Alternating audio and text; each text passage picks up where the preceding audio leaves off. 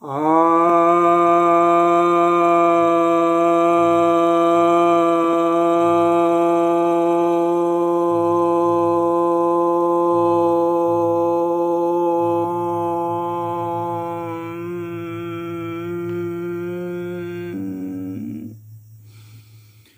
Namaskaram. I pay my solemn obeisance to all the listeners. Dear listeners, in the first part of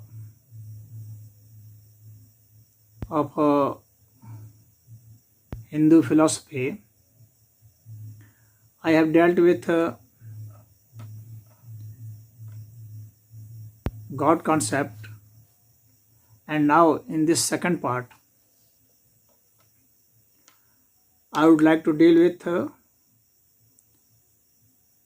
Atman concept. This Atma is loosely translated in English as soul, but soul is a different concept from this Atma.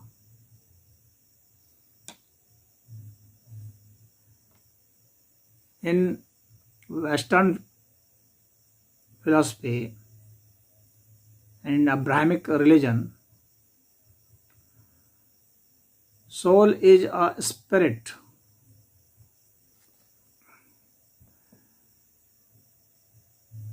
It has etheric body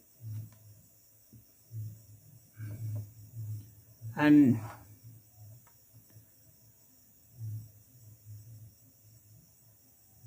it takes birth, but just for a single time,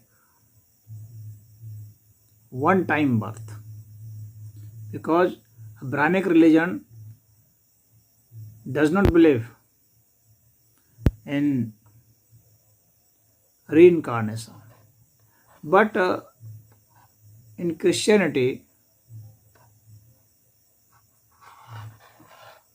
some sects they are saying that we would also believe in reincarnation, but not in that manner in which Hindus or Buddhists believe.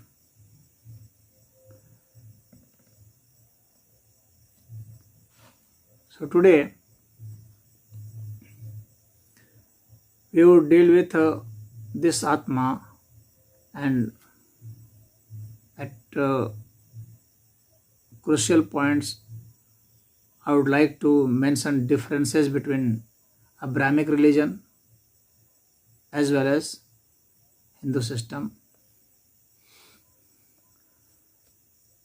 In Hindu philosophy, there are many levels of Atma.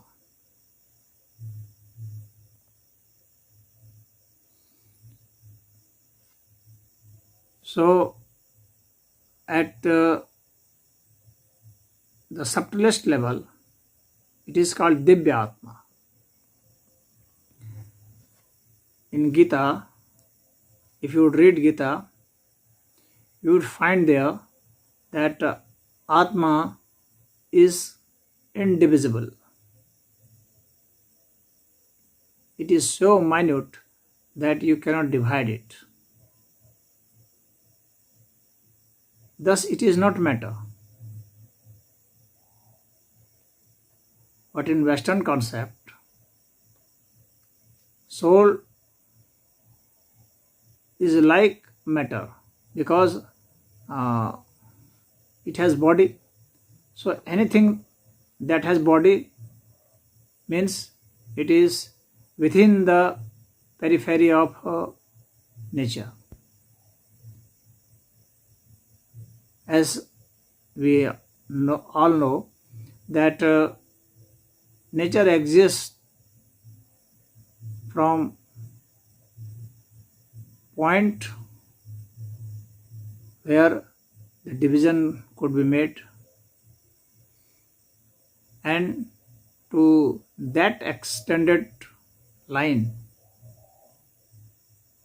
where you can add anything on it.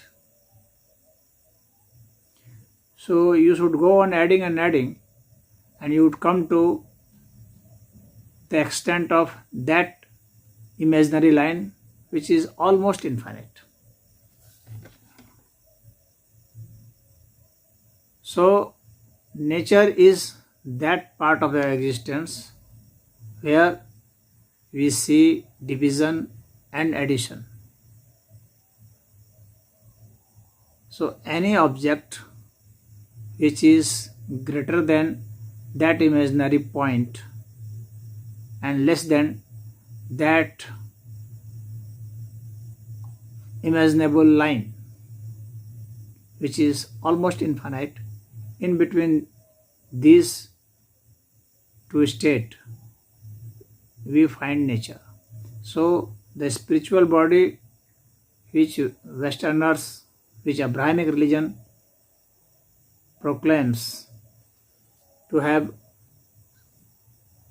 a soul, that soul has body, and so since that has body, that means that is a materialistic body that comes within the framework of nature. But here in Gita it is said that that cannot be divided. That means it is beyond the smallest imaginary point. This is so subtle. This is formless. Formless in that sense that it is not divisible. This is why it is called formless.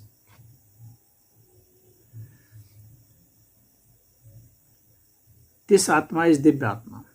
And there is one word also, that is Sukshmatma. This Sukshmatma is equivalent to soul of Abrahamic religion. Sukshmatma can be called soul.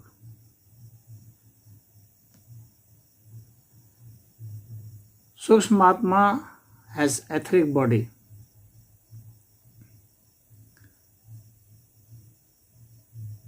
But it is not completely materialistic body. It has not completely materialistic body because it has something different, which the matter which we used to know, that matter is not there. Means we have still to identify that type of matter. Clear, that is matter, but that is not matter in this sense. So what type of matter? That type of matter it is which cannot be destroyed by many things by which we use to destroy the known matters.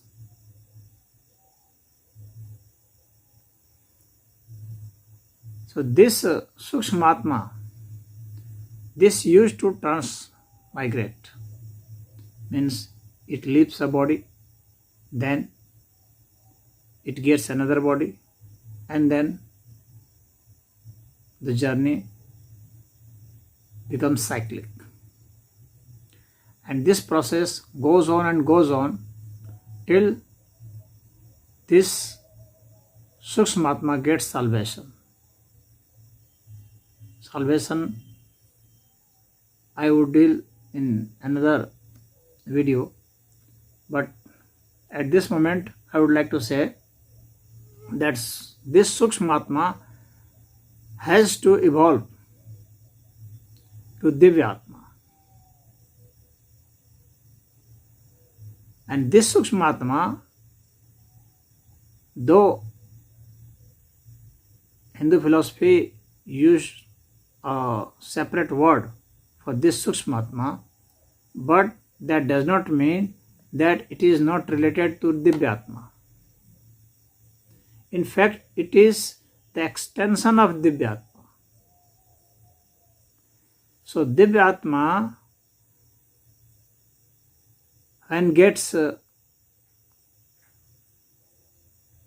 when accumulates higher density of it, then it becomes Sukshmatma. So those subtle entity, when they gets accumulated, do not join in real sense, but in the sense of accumulation, and many subtle Atma, subtlest Atma, rather I should say, means Divya Atma, when they gets accumulated, then they take another form in accumulated state. They could be jointly in accumulated state, they could be collectively called Sukshmatma.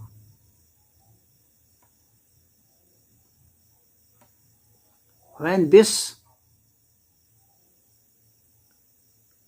Sukshmatma evolves, then it becomes Divyatma, and it is called salvaged Atma. So here it is the salvation. Atma Gyan, self-knowledge. And this Divyatma is the real self. And knowledge of this self is called self-knowledge. And knowledge by experience and not by information. Now there is another type of Atma that is called Bhut Atma. This Atma is also not a different type. Though I am using the word different type, but this is not actually, in actual sense, this is not different Atma, but different expression of the same Atma, that is Divyatma. So when it is biologically expressed, it is called Sukshmatma. When it is non-biologically expressed, this is called Bhutatma. Means non-biological form also, elemental form, elements, matter and elements, pure matter and elements, which physics used to know. Hindu philosophy says that physical form also, they also possess Atma. They also possess Atma, and that Atma is called Bhutatma. Means physical Atma.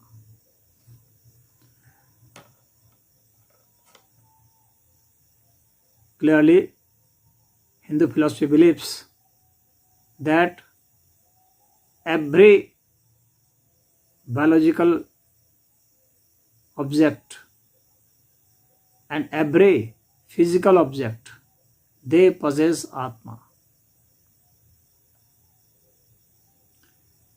So biological objects, they possess Atma in the form of Sukshmatma, and material objects, they possess Atma in the form of Bhutatma. This Bhutatma is also the accumulated form of Divyatma, and Sukshmatma is also the accumulated form of Divyatma. And now there is one more Atma, that is called Dehatma. This Dehatma is physical. This is very physical. But this physical is somewhat different from this physical body which we used to possess. Means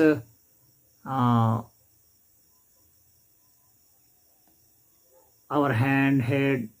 So this is pure physical structure. But this Deha Atma is physical only in the sense that they used to control this physical body, and they are in between Sukshmatma and this physical body. This is called Chitta, Chitta in Sanskrit. You can say consciousness. And Antahakaran. They are Deha Atma. So, body of Antahakaran and Chitta, there are many related bodies like Ahankar, Mahatattva,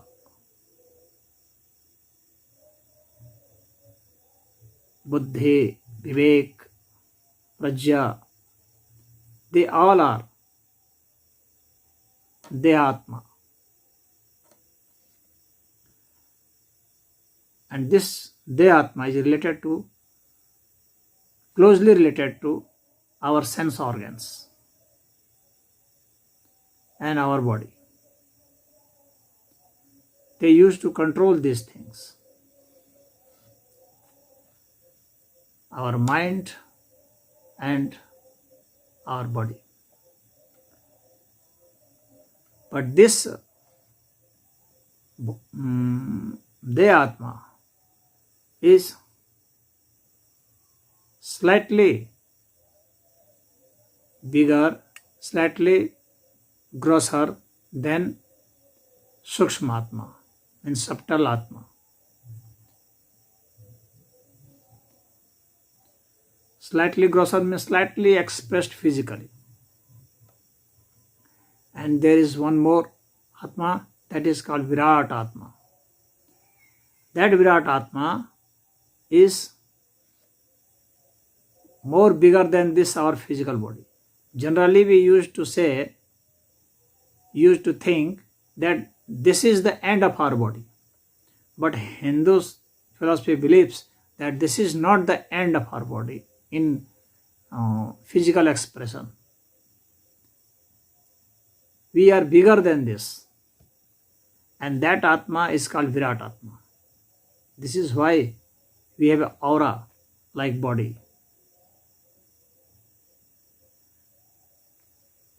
Means we are greater than this in bigger sense. That is called Virat Atma. And that Virat Atma, that is physical, but not in the matter form, but in the energetic form, energy form. And that energy is a great mixture of this physical energy and this biological energy. That Virat Atma. So when we die, or when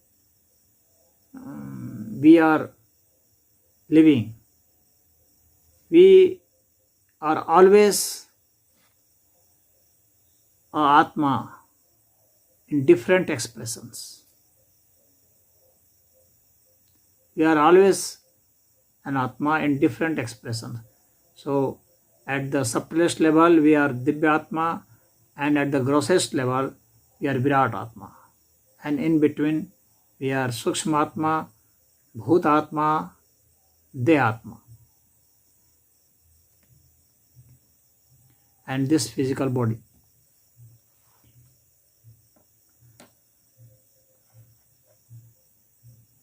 So now I want to explain that when we die, what happens? When we die, our this physical body start disintegrating, and then our mind starts distorting and dismantling and disintegrating. After that, our bhutatma, that starts disintegrating. Then sukshmatma, that passes away from our body and transmigrate to another body. How it gets transmigrate? Anything which transmigrate from one place to another place, that means that comes within the framework of physical law, because when it is transmigrating means it is moving, it means it has velocity. So anything that has velocity, that must comes within the framework of physics. The law of physics also operates on this subtle Atma. But how it transmigrates, with what physical conditions, with what physical law this transmigrates, I used to explain here. In physics, it is called that we have three types of charges: plus, minus, positive and negative charges, and neutral charge. Means when plus and minus both are in equivalent amount, then we used to call that it is a neutral charge. It is not a different type of charge, but the amount of positive and negative charges, when they are in equal amount placed at one position in one body, then we call it that it is in neutral state. A people, any person who used to accumulate positive charges more than negative charges, they have different characteristics, they have different expressions, they have different emotions, and they have different physical forms also. Though from outside it looks that he is pretty ordinary than other people, but this person has some different characteristics, and those who accumulates more negative charges than positive charges, that person has different characteristics. So these two types of persons generally we get in our society: those persons who have accumulated more positive charges, and those persons who have accumulated more negative charges. How they used to get more positive and more negative charges? Since we use to accumulate different objects within our body, we used to eat different types of foods, we used to accumulate different types of thoughts, different types of emotions in different amount. that in real sense becomes the cause of more accumulation of positive charges or of negative charges. Those who are well mannered, those who are benevolent person, who used to cast mercy on others, those who used to help others and behave in a very decent manner, those who are honest, truthful,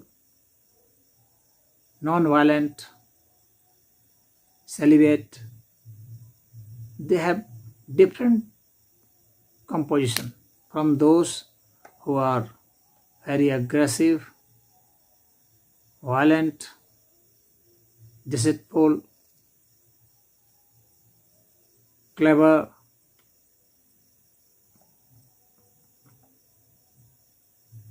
rageful, very angry person. So they have different types of mental framework. Both have different types of mental framework, both have different types of body. If you touch their body, if you get their texture, if you get their hardness, you would find something different.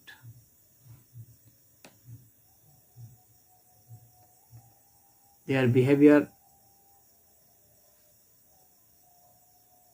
are very different.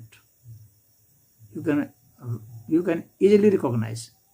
And if you want to test them scientifically through machines, you can also test them chemically as well as by fMRI machines. If you take their hormone conditions, you would get different amounts of hormones in those different types of bodies.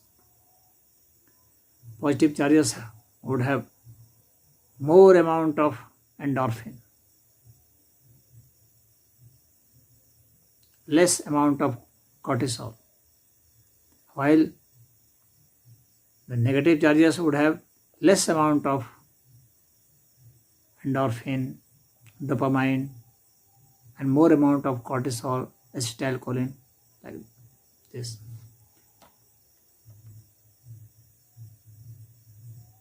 So harmonically also, chemically also, and with in physical sense also, they are quite different. If you take fMRI scanning, you would get different section of mind illuminated in different types of people.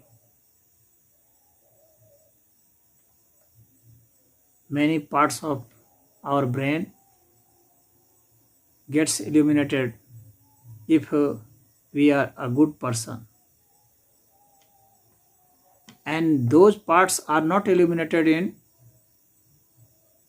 negatively charged people, means bad people.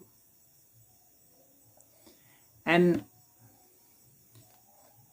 the range of difference between positively charged and negatively charged people, there are vast range of difference.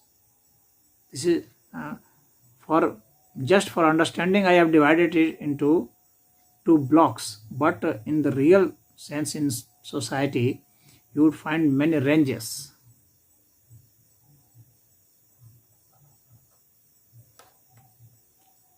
For example, say one has 60 plus and 10 minus charges, and the person may have 40 plus and 20 charges, negative charges, and someone has something different, 30 plus and 40 minus. So this type of recognition and differentiation, this is very much important in case of transmigration. Since no two things have same amount of energy, same amount of charges. No two things. If we have two eyes, suppose I have two eyes, but my right eye and left eye, they are not equal in all proportion. There might be some difference. No two cells are equivalent in all aspects. No two molecules may be equivalent in all aspects. Not even two atoms of same thing. Suppose one atom of oxygen and another atom of oxygen.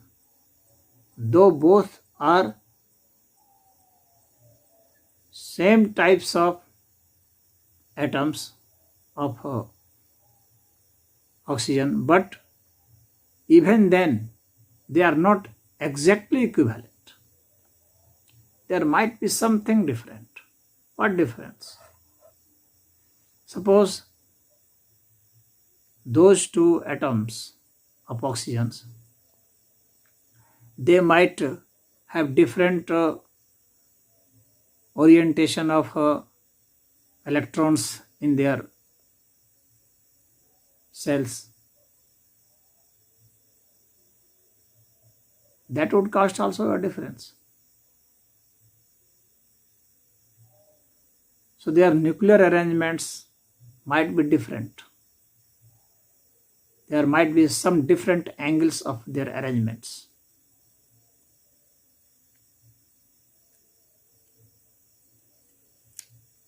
So here I would like to say that charges are different. If I have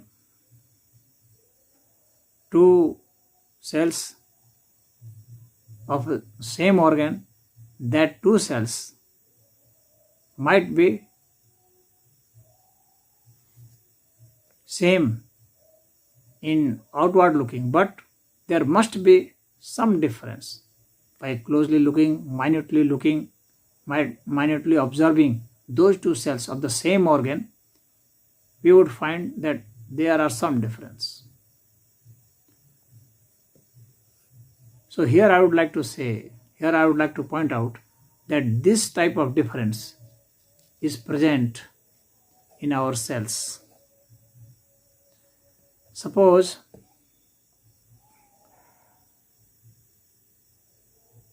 a person, our science say, our biologists are saying that when egg and sperm unite, they form a zygote.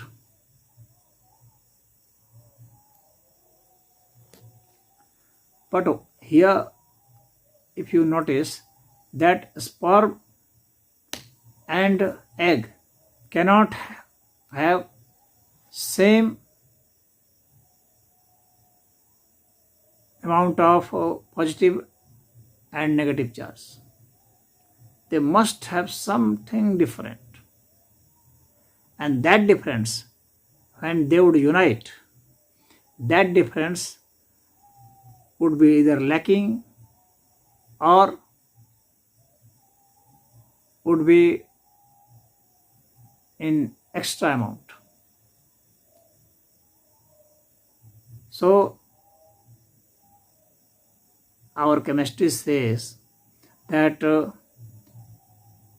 reaction can be called completed when positive and negative charges both neutralize each other in complete sense. But here, since positive charges and negative charges are different, so there must come some other entity which used to unite here to make the charge really neutral. Here the role of Sukshmatma comes.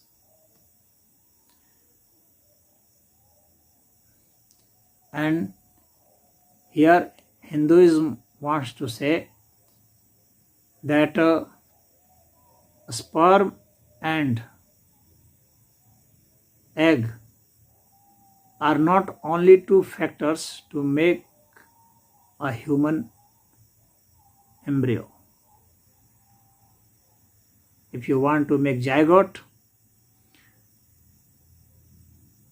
there must be some other factor which unite with this egg and sperm to complete the biological reaction. And then zygote will be formed, and after that embryo will develop, and that outside entity is Sukshmatma. It means a person is sum of mother plus father plus Sukshma, outside Sukshma Atma. These three components, father's component, mother's component, and Sukshma Atma, they get unite, and then zygote will form, and then embryo will develop. One more thing which Hindu philosophy says, that when we start dying, our death is not in the sense which today's science used to say. We cannot disintegrate in that type of sense which do not leave any extra thing to be released. Whenever two things collide or whenever two things unite, some energies are either evolved or absorbed.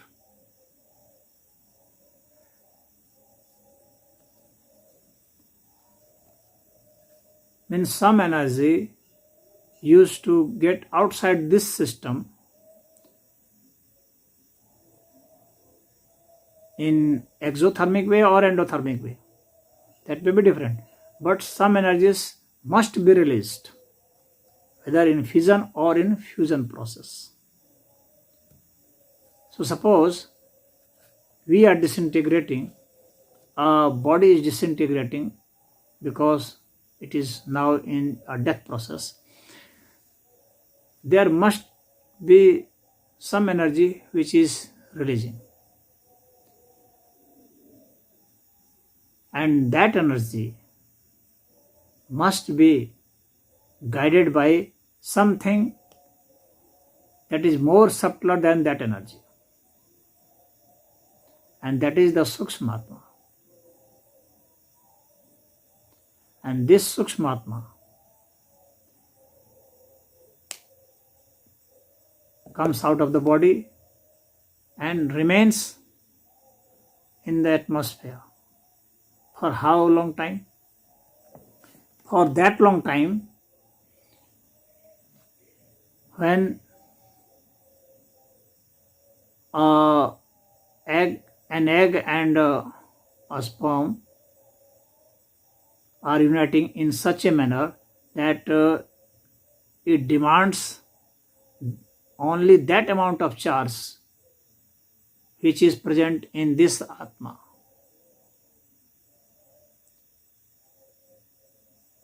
In this Sukshmatma. So when this Sukshmatma gets the opportunity, that does not mean that opportunity by its own creation, but opportunity because the amount that it is carrying, this Sukshmatma is carrying, that amount is needed in the course of interaction between egg and sperm. Till then, it has to remain in the atmosphere.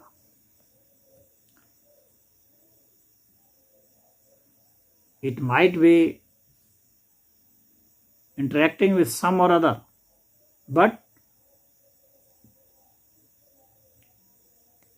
it is almost negligible for this Sukshmatma to interact with any heterogeneous object. So the Sukshmatma of a human body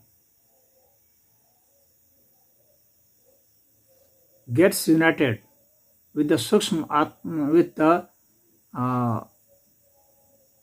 human constituents of egg and sperm. It would not interact with the egg and sperm of a cow and bull, because that would be heterogeneous to it. So it would only react with its homogeneous counterpart. This is what our Atmic philosophy says, and here I have expressed this thing in a nutshell, but I hope that you have understood the clear difference between soul of a Brahmic religion and Atma of Hindu philosophy.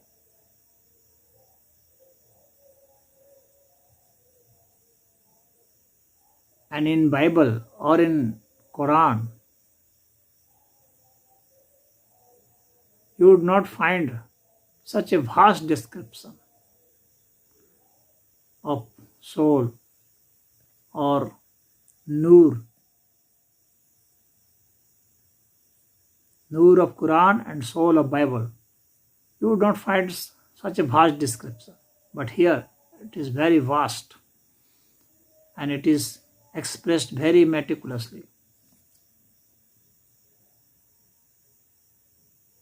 So how Atma interacts with body and mind, I have expressed these things. And in later videos also I would try to mention wherever it is needed that explains Atma in a different context. In this video, I think this is too much because video is already crossed 43 minutes mark. So for listening, for viewing this video, I am giving thanks to all of you listeners. Om Hari.